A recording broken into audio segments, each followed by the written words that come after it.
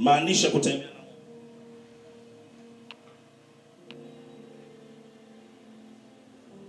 Satarapa.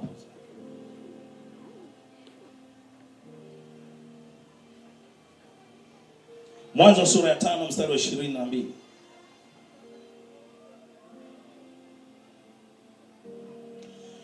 Kama unataka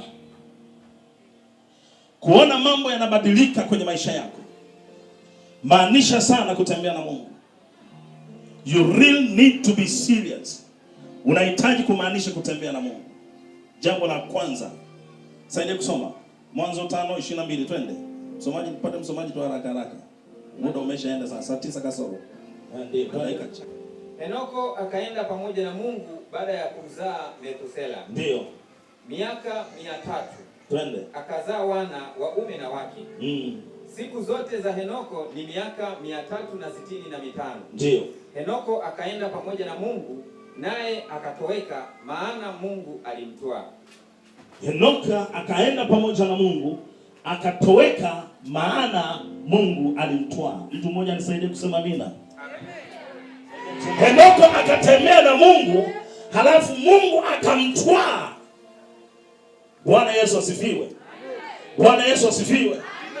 Maanisha kutembea na Mungu.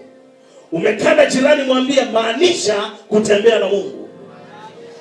Mwambie 2026.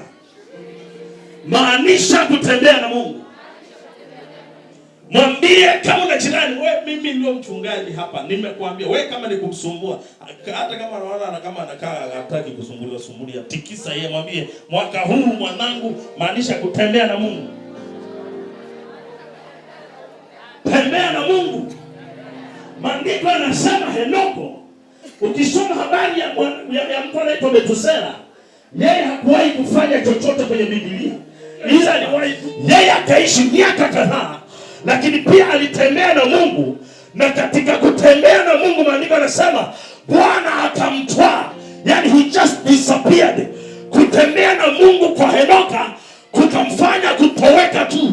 Yani uko katikati ya watu na unaishi kawaida yao, unakula chakula chao, mazingira yale yale na namna ile ile, ila kinachokutofautisha wewe na wao ni ule mtembeo wako na Mungu. Na huo mtembeo wako na Mungu ndio unaweza kukufanya Mungu akuchomoe katikati yao. Wakati umekaa katikati yao, wanaona ni level moja, wanaona ni akili moja, wanajua ni kijiji kimoja, wanajua ni mafuta yale yale. Lakini kama unatembea na Mungu, yako majira ambayo Mungu mwenyewe anakuja na kuchomoa katikati yao. Ni maombi yangu 2026 Mungu atakutoa katikati yao. Unapotembea na Bwana, unapotembea na Bwana, akutoe katikati yao. Hao waliokuzoea, hao wanaokuona wa kawaida, akutoe katikati yao. Achilia neema ya kutolewa katikati yao. Kuna mtu aseme amina unga. Alafu nanirudisha nyuma sana, maana nasikia kuachilia vitu fulani. Mtu mmoja nisaidie kusema amina. Nisaidie kusema amina. Henoko alitembea na Mungu. Henoko akaenda pamoja na Mungu. Henoko akaishi na Mungu. Majira ya Mungu yalipofika, Henoko hakufa kitu cha kawaida, hakufa kifo cha kawaida. Kifo cha Henoko tunakisoma wote, kilikuwa ni cha tofauti. Gari la moto, ni gari la moshi la moto, lilimchukua Henoko akapotea.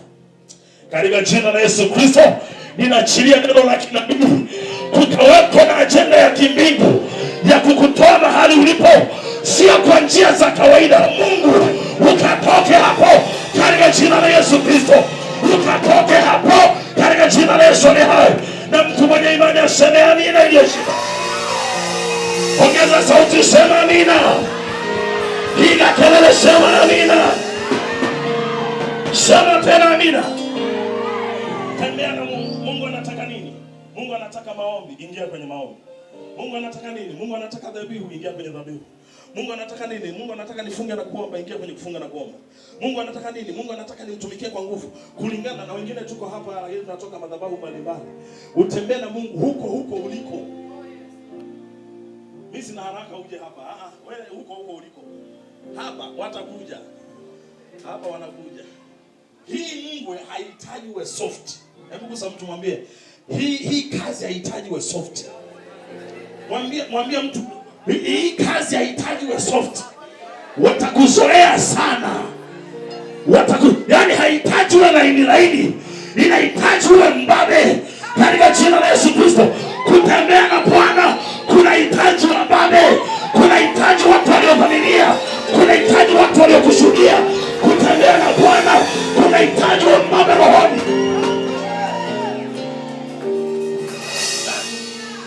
Na 2026 tutaombea kibabe.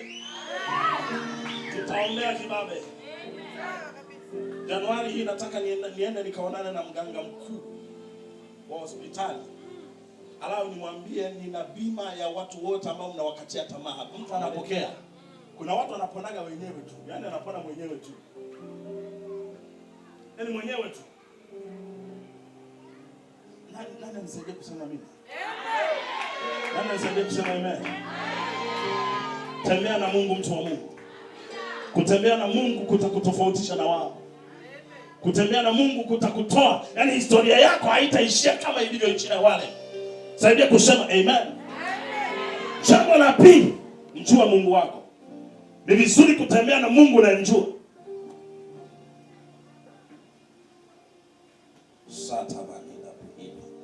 Ufalme wa kwanza 19.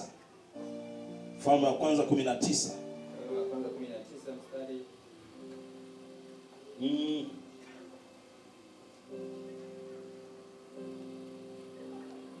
Anzia mstari wa 11.